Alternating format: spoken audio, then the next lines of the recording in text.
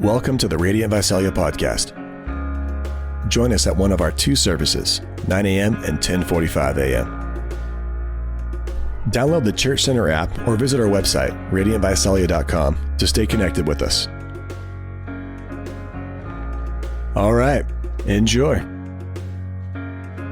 There is a heavenly city that I'm compelled to find. I'm thrilled to be here with you today. Actually, Tiffany called me probably over 2 months ago, since this has been going on for that long, and asked if I would consider doing this. And so the whole time that you were doing this, Jean and I and two different teams came and went to Chiang Mai, Thailand. We were there for 6 weeks, actually, total.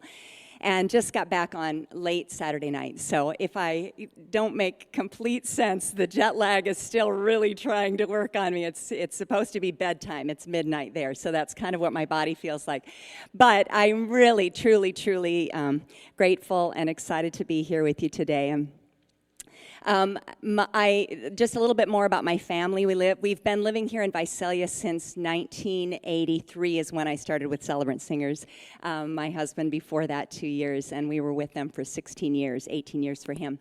And then we started on our own in 99, a ministry called Full Sail that's still based out of Visalia here. We have 4 kids. Our oldest daughter turned 22 in December. Erin is graduating from Azusa Pacific in May. And then we have a son, Trevor, which you might have seen. He was up here a couple of times leading worship. He actually was with Jean and I in Thailand for the entire time, and he's taking some online classes. He is also going to Azusa Pacific in his second year, but he was able to do everything from online so that he could be with us and lead worship the entire time we were in Thailand. He's 20, and then we have another daughter, Aubrey, who is 17 and a junior at El Diamante, and one last daughter, our surprise on the end, the joy that completes our family, and her name is Allison, and she's 15 and a sophomore at El Diamante. So that is the realm of our kids, and we love being here. We have really been blessed by being a part of this body for over the last year. I think my kids started saying, "Can we just go and see what it's like?" And we can't leave. So anyway, I would like to just share with you a little bit today. I actually, since I've known about this for so long, and during the whole time we were in Thailand, I kept saying I would come back to it. Lord, what would you like me to share about, when we get back? Because I knew it would be just these couple of days after I'd been home. And all along, I just wasn't getting any answers. So I was just making lists and lists and lists. I mean, when you think about a topic, I don't know what all the other ladies did, and I'm kind of glad I don't know what anyone else did. Because then I don't have to live up to anybody else's expectations or my own expectations. But when I just kept making these lists of things I could talk about, and I felt like that's like saying the topic, describe the ocean. Like, what do you say? Like, where do you start? And so then I was thinking, okay, well, what if somebody asked me, why do you love Jeff? I heart Jeff, my husband. What would I say about that, And I thought, well, I could talk about all of the things he does or the ways he is.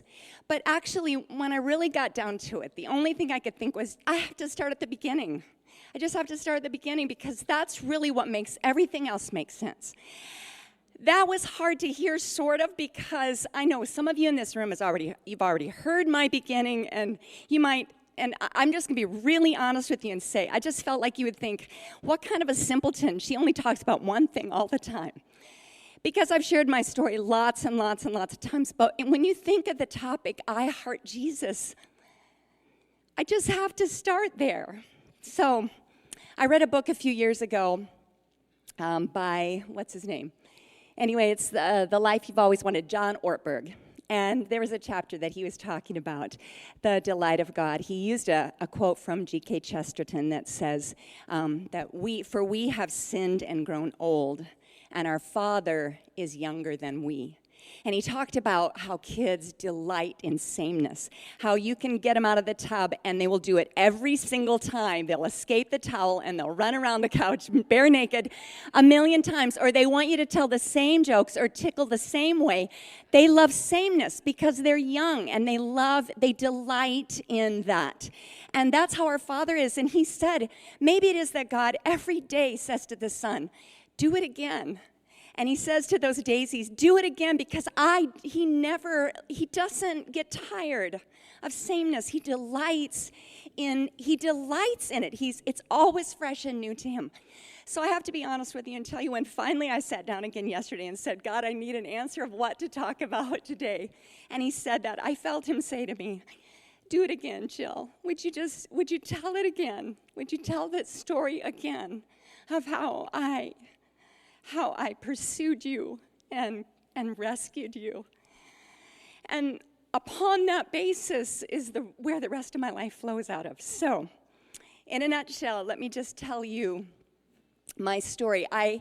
It was after I was pregnant with Aaron, our first. I was 32. We had waited a long time to start a family because we were on the road with celebrants and in different host homes every night, and we knew it was going to mean big changes. So I had gone to my doctor's appointment. I found out, actually, I knew I conceived in India. I have a friend that made a little onesie for Aaron for our first shower that said made in India, and she really was. So one of those for real things. But anyway, went to that doctor's appointment, and for the first time in all those years, 32 years of my life, I was born in 1960, I finally had the name to a physical struggle I'd had my whole life and hadn't known what it was, had been treating the symptoms all those years, but the doctor, the genetic specialist from Valley Children's, told me that it's called Klippel-Trenaunay syndrome, KT syndrome for short. It's a very rare disease that affects the circulatory system about 3 weeks after conception.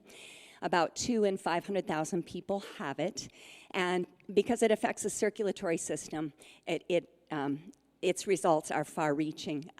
It's the veins that are affected. They think that there aren't valves in our veins, those of us with this syndrome. So there's problems with circulation. So whenever I hang down my left arm or my right leg, which is where it's the worst, the blood pools up because it doesn't have the ability to keep moving the heart back, the blood back up to the heart, because the valves are what keep the blood moving up rather than falling back down. And so as a result of that, there were numbers of things that went wrong at that very formatory stage, 3 weeks after conception. It's when everything is developing. And so because some parts of my body weren't getting the proper blood supply, there's a thing that they call dwarfing that goes along with this. It happened for me in my arms. My left arm is a lot shorter and smaller than my right, all the way through my shoulder blade. There are these red port wine colored stains that mysteriously appear on all of us that have this KT syndrome, red colored. And so in kindergarten, I thought it was great because I always knew the difference between my left and right hand, but I didn't think it was so great later on. A lot of my torso and down on my legs and places that you don't want to be purple. Believe me, I am. And then another thing that goes along with it is a thing called giganticism, and it was the part that probably caused me the most shame over the years. And that happened for me on my feet. All of these things could have happened in different extremities, and I've met others that have it in different places. But my toes are gigantic. My big toes are about twice, maybe 3 times the size of a normal big toe. It's got a big cap on the bottom of it, or a cup, and my toes turn up because I can't push them down because of this pad on the bottom. And there used to be 2 toes next to that were conjoined, and they were growing out of proportion with the rest of my foot. So by the time I was 14 months old, my parents, who loved Jesus with all their hearts, I grew up in Ohio, they found a plastic surgeon that would take me under his wing and started doing surgeries where he tried putting in he tried taking out the growth centers. He tried putting pins in to stop the growth. But I have these old records that just say over and over again, the toes are still growing. The toes are still growing. So then they started shaving off bone and all these different things. Finally, when I was 12, they did 2 separate surgeries, 7th grade. What a rough time anyway. I was on crutches that whole year, and they took out the toes on both feet. So actually now I can get 11 wide at Payless, and it's fabulous because I don't have to explain to the 30th shoe salesman why my feet look like that, and I know better than he how to fit me. So anyway, it's all good, and that part is really inconsequential in many ways because, the details aren't important. The thing is that it wasn't the physical problem, and I still struggle with this, and it causes some other issues even now over the years. pain being one of them. But the physical pain, somehow over the years, that was not the thing that most debilitated me. It was something that I couldn't point to. It was something inside. And it didn't start at first. My family, I have a younger sister that's 19 months younger than me and a brother that's 8 years younger than me, parents who love me with all their hearts. And honestly, my sister was with me in Thailand for about 2 of the weeks just recently. And again, I just was reminded of how gracious God is to have put me in the family that he did.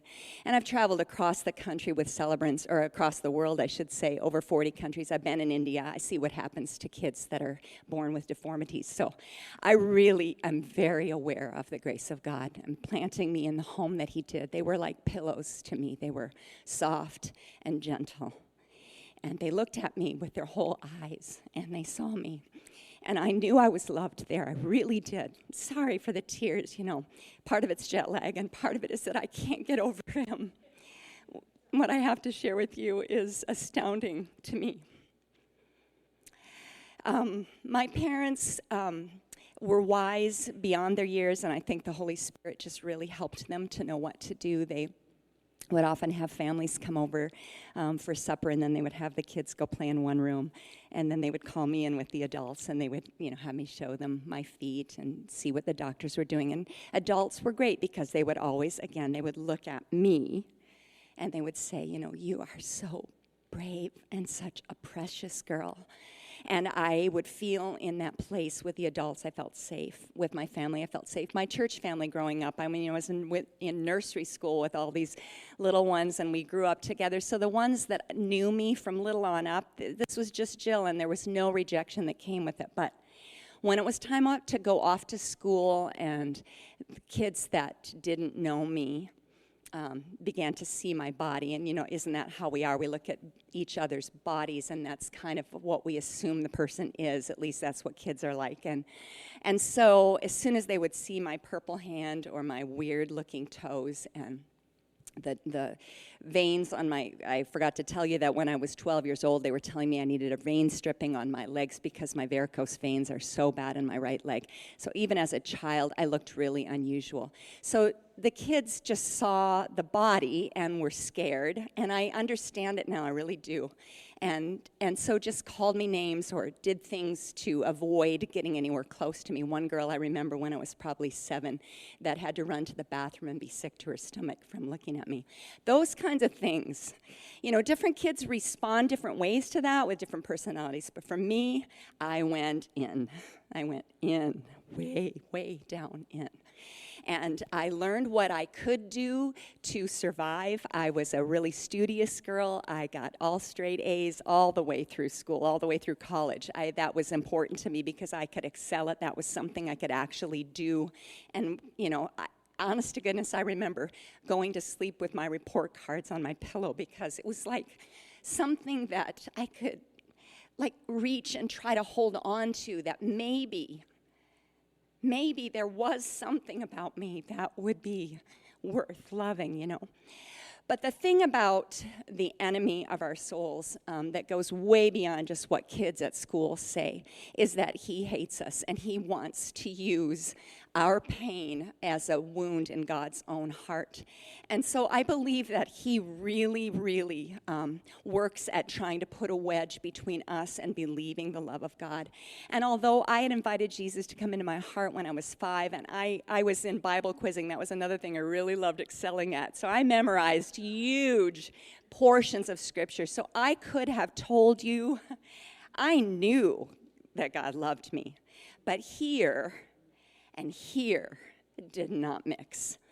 And so it was that devastation of the enemy. I think David talks about that when he was weak. I think in Psalm 18 he talks about that his enemy came in like a flood. When he was weak, his enemy came in and was too strong for him.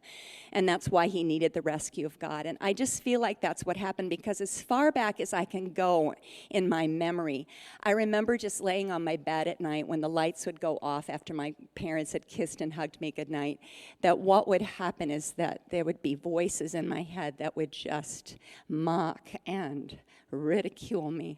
And they were horrible voices. And I'm just telling you this because I just want to unzip my heart so you can go in and see what God did for me. The voices would say things like, Jill, you are so ugly. If anyone ever sees you or finds out about you, they will not love you because you are disgusting. You are deformed. And you're not normal. And it doesn't matter how hard you try to be them. You will never be them. You will always be alone. There's a chasm between you. And you will never, if you're known, you will never be loved. Those two will not go together. And I believed it. I ate it and I drank it. I remember I would get up in the morning, and as I was getting ready for school, brushing my hair, I'd look in the mirror, and it'd be like a finger pointing back at me. Remember that you are garbage. And that is where I lived. That is who I was. There was deep, deep self-hatred and a loss and a loneliness that could not be scratched.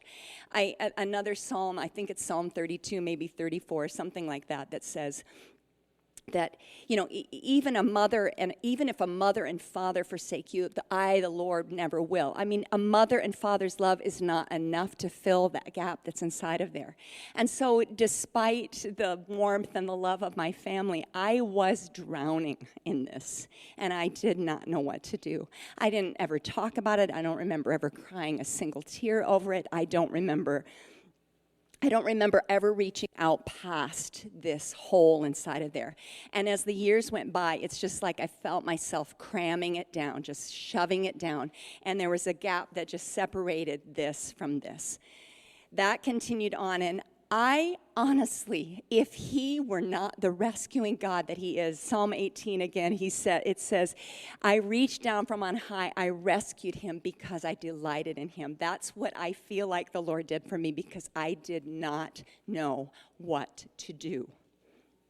When I was 16, I was attending a Bible study, and my 17-year-old leader at the time, this particular day, let me back up just to say, about a week prior to that, for the first time that I can remember, and I have really thought about this, the only time I can ever remember talking to my mom, I remember coming home from school one day at age 16 and saying to her, Mom, I don't think I'm ever going to get married. And I remember she looked at me with that quizzical look, because from the surface, it probably seemed like I was fine. Do you understand what that's like? You can be fine and not be fine. So I remember her saying to me, you've got to date a while first. What are you doing thinking about marriage? And I think she thought that's what we needed to talk about, was the dating idea, And I remember that particular day just looking at her and just saying, Mom, I hate myself. Who would ever want me? I remember running to my room and slamming the door shut. And as I look back now, again, hindsight gives so much information that I didn't have in the moment. But I look back now, and I think it was just the Lord that was allowing all of this stuff that I was trying so hard to shove down, because that was the worst thing that I could possibly do. It was like it was coming like a volcano, and it was growing in intensity, and it was not going to stay down much longer in his design. I really do believe that. So I went to this Bible study, and the young man, his name was Doug, said, next week my mom gave permission for me to take the van to this town near where we grew up. And there's a man that's going to be praying for people's healing. And anybody that wants to come, you can come along, just sign on this little sheet here. I had grown up in this very, very, very conservative Mennonite church, and I don't remember, they probably did believe in healing, but I never had heard anything about it, and it never had occurred to me that one of my options in dealing with all of this would be to ask the Lord to do something about it. In fact, to heal and take away this, what I felt was such a curse on my body. So when he said that, it was like something leapt inside of me. I mean, I know now that the Lord had this planned all along, but I didn't know at the time. Isn't that how it is? Right now, in this very moment, the very places we're sitting, he is in the middle of doing something. But we don't know it. We don't know what tomorrow holds. He does. So it's so great to look back. It gives me so much of a platform to trust him by seeing how he worked in the past and being able to connect the dots and go, okay, I can trust him for this thing that I'm afraid about right now, you know? This is one of the reasons I love him. So when that leaping came up, I knew I had to be there. It was like I had an appointment. It was on the calendar, and God wanted me there. So I signed up right away. And for the next week, it was like thinking I was going to Disneyland. Honestly, every time I thought about it, I would feel that leaping up in my heart, you know, the pounding that just you can hardly wait to get there. Something amazing is going to happen, you know. So I went in that van, and the whole way there, I could hardly wait. I didn't know what to expect, but I knew it was going to be amazing. I remember walking in the back of this big auditorium, probably 1,000 people there. We were there a little bit late, and there was already worship going on in a way that we didn't normally experience in the church where I grew up. And I walked in, and it was like you could touch God's presence, and the people were lost in worship, and it was like he was blowing in that place. Just remember walking in and catching my breath and thinking, oh my word, he is here. So I stood at the back for a little while to just get my bearings, you know, and this man was up at the front, and he was just this little, unassuming gentleman. And there was this long line of people, one by one, and he was just one by one praying for people. And honestly, I stood back there for probably 15 minutes before getting in the line myself, and I watched someone get up out of their wheelchair and start walking around the church. I saw someone else. I remember hearing aloud, he was praying for someone's ears, and I remember like a clapping noise, and all of a sudden this man starts screaming out, I can hear you, you know, and he's running around the church. God's presence was there to heal. That's just what was happening. And so my heart pounding, I got in that line, and with every step, I just kept thinking about that woman that had the bleeding disorder, and that she just reached out to touch the edge of his cloak, and I just kept thinking, when it's my turn, I'm letting go. I'm touching you with my faith, you know. So it's finally my turn, and I remember he didn't even ask me what I needed. He just put his finger on my forehead. I am not exaggerating this.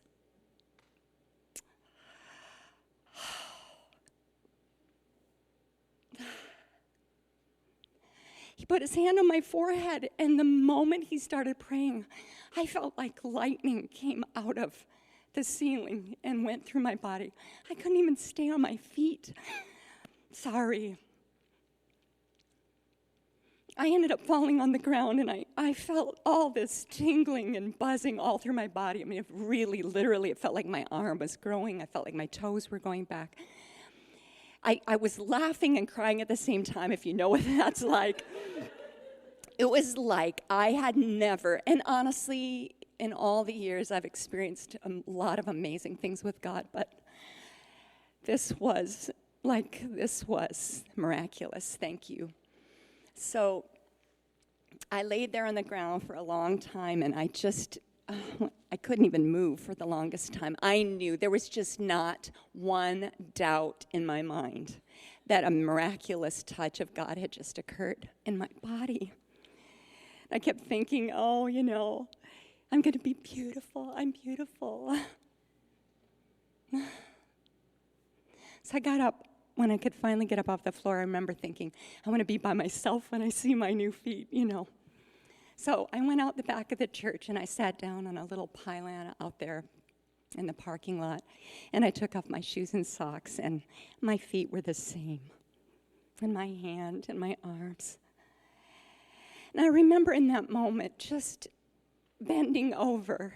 It's funny how you can freeze frame moments in your life. When I forget most of the things that I did yesterday, I can still totally crawl right back into that place. I just remember grabbing hold of my stomach because that's where the pain really was, you know, initiating from. And I remember just leaning over, and I could not hold it back anymore. And out of the very, very depths of my soul, I just began to sob and groan and weep and weep and weep and weep for all the years of fear and loss and feeling so alone. I couldn't hold it in anymore. I don't even know if I even was having conscious thoughts. It's just like it all came out, and I'm just so grateful for God.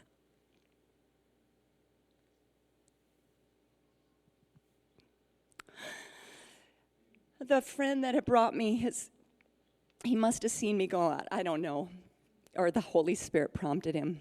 It doesn't matter, I guess. He came out and he found me there sitting on that place by myself. And I remember he put his arm around me and he just pulled me in, and so much wisdom for a 17-year-old, you know. He didn't try to say anything. He just let me cry and cry and cry until there just wasn't any tears left. It was just empty. It's just emptying it all out. All that fear and lies. And then as he held me in his arms, I honestly believe that God was giving him words from me. He said, Jill, I know it feels like God hasn't answered your prayer, but we have to remember that when we cry out to God, he's not just listening to what we're saying with our mouths, because the only thing I could wrap my brain around that could possibly be any kind of hope for me is just if my body was beautiful. That's the only thing I could think of, you know. So that's what I was praying, and he listens to that.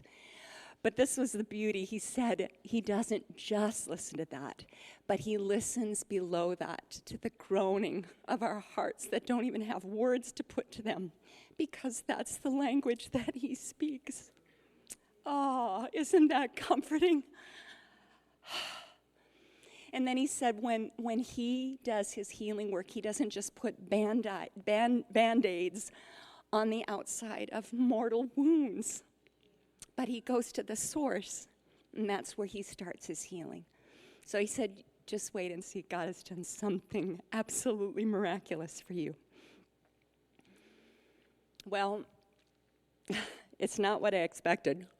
And in the moment, it left me feeling pretty numb. We drove home, and I remember I just didn't even know what to say. It was confusing to me. I went to bed that night, and I could not, in a million trillion years, have guessed what was awaiting me. And I love how it says in Genesis 1 that when the Lord, before the creation of the world, in the beginning, God created the heavens and the earth was formless and void, and the Spirit of God hovered over the deep. And I have a feeling that night he was just hovering over the deep because creation was getting ready to be spoken into this girl. Seriously. I woke up that next morning, and it was like someone had called my name. In fact, I mean, who knows? Audible, we talk about that all the time. You know, is it an audible voice? I don't know, but I knew my name was being called, and I woke up, and my door was still closed. I was in the room alone, and I knew immediately who it was. And I closed my eyes. And the reason this is so significant is because right now, in this very moment, all I have to do is close my eyes and listen. And he honestly, from that moment, I have heard him singing and speaking this over me every single moment of my life. Jill, I know you. From the moment you were conceived, my eyes watched over your unformed body, and you, Jill, you are fearfully and wonderfully made. I have a plan for you. You are my treasure and the desire of my heart.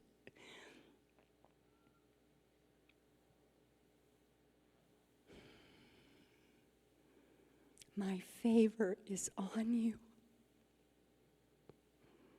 I know you and I love you.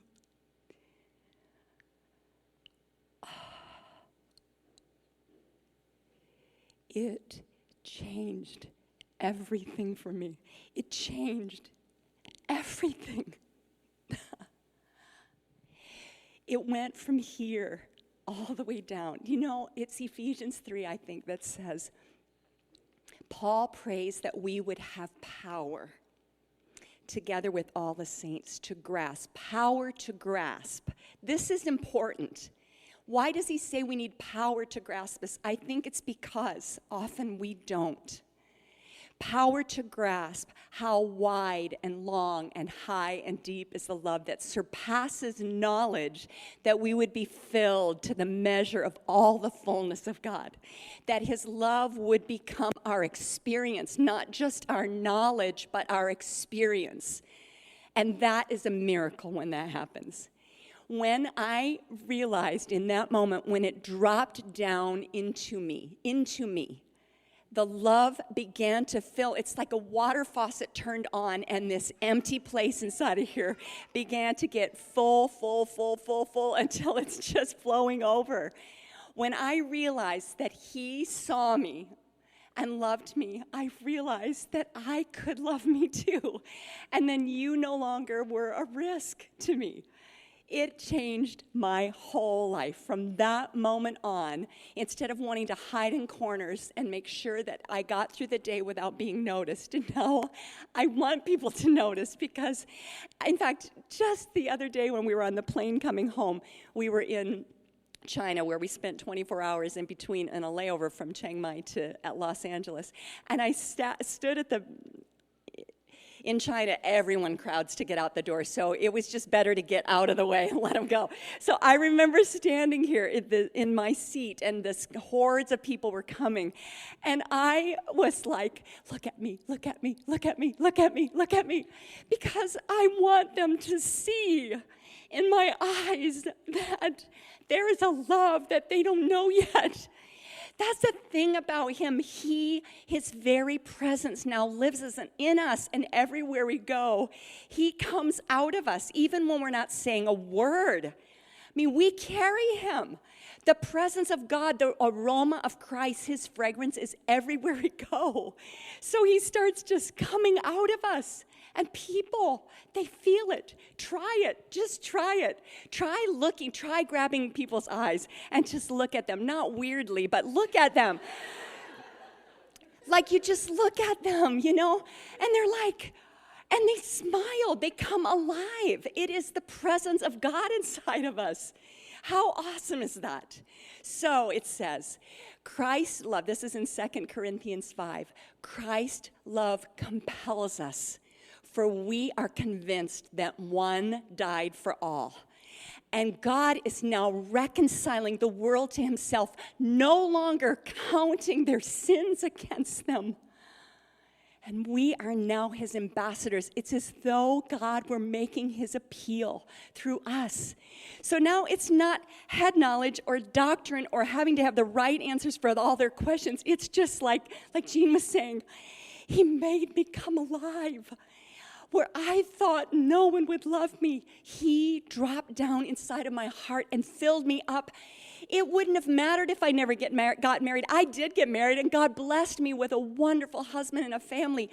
But he filled me up, and he fills me up every single day. And as a result of that overflow, it's not hard to just say what he did for you.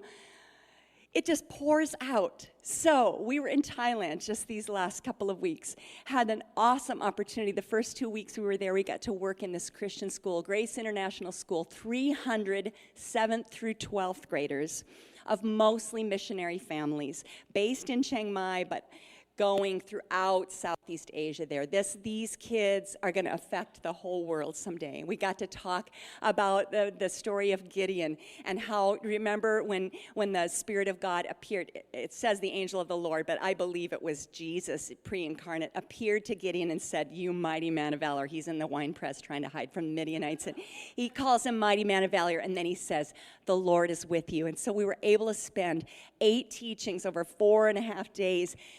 The Lord is with you, and calling them up. We had several kids these are missionary kids, several that gave their hearts to the Lord. One of them, let me just read to you what they wrote. This was a kid who had been raised in the church, But this is what she said. I gave my Father in heaven true acceptance into my heart today.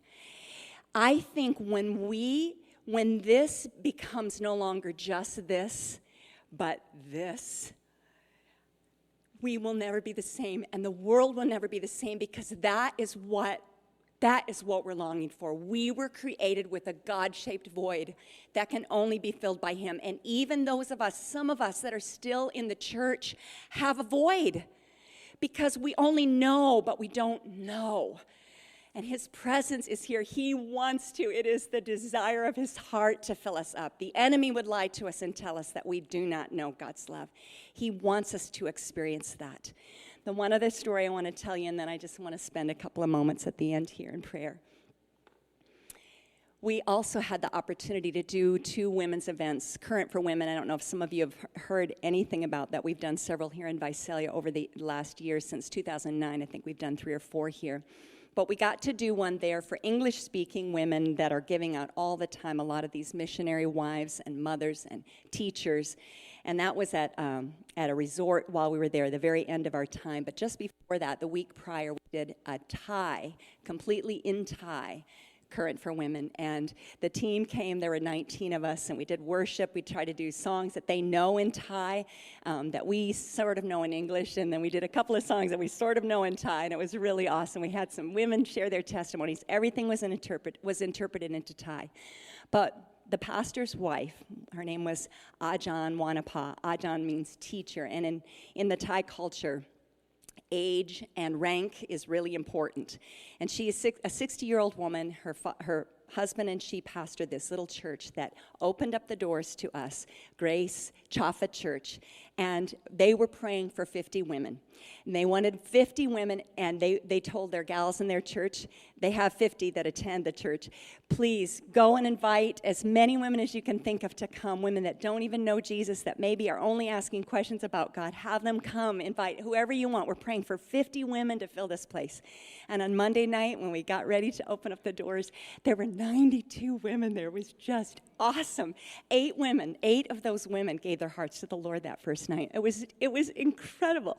I can't even describe to you how I feel inside that God would let us be a part of this. It was just so awesome.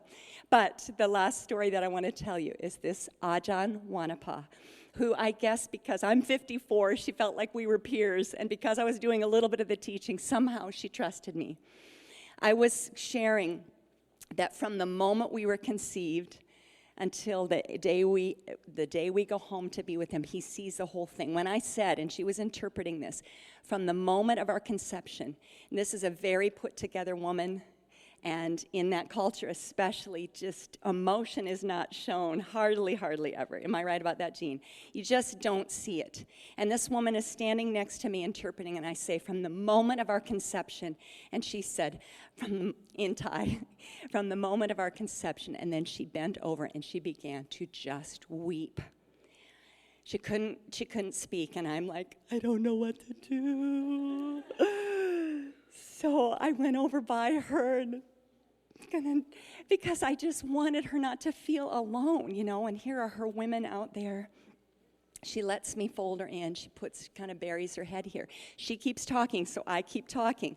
She keeps interpreting. In a little while, then she kind of pushes me away like, I'm okay. So I step back over. Anyway, it wasn't until 2 days later, on the Tuesday evening, that she came to me when everyone else had been prayed for, and she shared with me what was going on. And this is her story. She is one of 13 children. She was told when she was 3 years old, her mother passed away when she was 3. Her mother passed away. And her father told her at that time that they had tried to abort her, and it had failed, and that's why she was born. The sibling next youngest to her, is that right? The next one after her that was going to be born after her was actually aborted at full term. And then her mom died after the other child was born. She had a stepmom that came into the picture soon after that, and she said she doesn't remember her stepmom ever touching or embracing her. Her father rejected and kept her at arm's distance. And so from the time she was a little girl, all she knew was rejection. She said that she tried to do whatever she could think of to get her father's approval and his love at whatever way she could, and grades was something that he really respected. So she did her best to get into the most prestigious university in all of Thailand, which was in Bangkok, and she got in. And so her father patted her on the back for a second, and within a week, it was as if it had never happened. So she had lived her whole life feeling disconnected. And what she said to me on Tuesday evening, when most everybody had gone, she just said to me, I feel like there's a lid on the top of my head, and I feel like no love can get in. I know about God's love, but I don't know love. I don't know that I've ever felt love from another person, and I don't know what to do. And I'm so tired. I'm so tired. And I put my arm around her, and God's Holy Spirit is so amazing that he can give insight into what to do in moments. How does he do it? How can he set people free just like that, Years of pain. They're still walking out of it the same as me. I had to relearn old habits of thinking about myself. But what he does in an instant, he does miraculously. And then we get to walk it out. But in that moment, I got to put my arm around her, and by the Holy Spirit's insight, I was able to speak into her. She responded. We asked that God would open up that lid and take off the lies. He did it. And I could go into the details, but I don't have time. And then I just asked, and I could tell when I had released from her. And then I just put my hand on her stomach and her back, and I just prayed, love of God, pour into her, fill her up, fill her up, fill her up, every crack, every crevice. She's breathing in and out, like 5 minutes, breathing in and out. And then she looks at me and she goes, do you think that a 60-year-old woman could run out in the green fields with the flowers? Because that's what I'm doing in my heart right now. She got the love of God all the way down to her toes. So I don't know what I'm trying to say to you today, just that I love him. I love him. I love him because he first loved me, and he rescued me, and he drew me to himself, and he pursued me, and he is doing it to this very day, and he's doing it to every woman I meet, and every man, and every boy, and every girl. And the same love that he's poured into my soul is the same love he wants to pour into every single person. That's why he died. It's for relationship. It's for connection. It's to know this love that surpasses knowledge. So, Monica, will you come up and let me just pray for a moment? And how have you been doing it? Do you let him? There's a team. There's a team that will come forward. If you want prayer, if you know the love of God, but you have not experienced it. And let me tell you about Wanapa. Her husband said, one of my teammates had said, you should take these flowers home for your wife tonight, because he had been there the second evening. And he said, well, she's always thought that flowers are kind of a waste of time. And I realized in that moment, not only could she keep out the love of God, or was the love of God being blocked, the love of people, like love was not getting in. Maybe you feel like you are numb inside and you don't know how to really feel love. That God wants more for you than that. You do not have to walk around in your head the rest of your life. You get to experience him. And we ask him, and he will fling that lid open and let it soak you. Let him just fill every crack and crevice of your heart, because he is pursuing you. He wants you to feel him, because when you come alive, then everyone around you is going to start coming alive too. And the enemy doesn't want that. So that's the juxtaposition, right? Let's just pray. Ladies, come up to pray. If you want prayer specifically, I'm going to invite you to come too. Jesus, we thank you for your love that surpasses knowledge, that you long to come and fill us. That verse, that same chapter goes on to say that you want to do exceedingly abundantly above all we could ask or even imagine. God, I pray that this morning, for some of us in this room, things that we haven't even hoped for, we haven't even let ourselves go there, we've given up long ago feeling, because it hurts too much. Some of us have put lids on the doors of our hearts because we've been so wounded. We have just decided, I'm not getting hurt anymore. And God, you are safe, and you don't want that for us. You want to be our strong tower. You want to be the protection of our hearts. We don't need to protect ourselves. God, I pray that you would set us free. I pray that you would take us from the head and you would move it down into heart, down into experience, down into connection, God. That we would know this love that is filling us up to overflowing, and then that we would spill out, God. It would just come out of us. We wouldn't be able to hold it in any longer.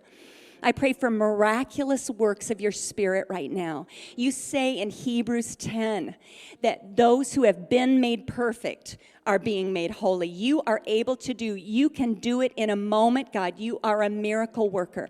We ask that you would open up our hearts to receive your love. Pour it in, God. Pour it in, pour it in. Pour it in until we're overflowing in the name of Jesus. Come and respond as you like, and I will let Monica lead the rest of the way out. Thank you so much. God, you are so good. We love you. We heart you, Jesus. We heart you with all of our hearts, God. We love you in Jesus' name.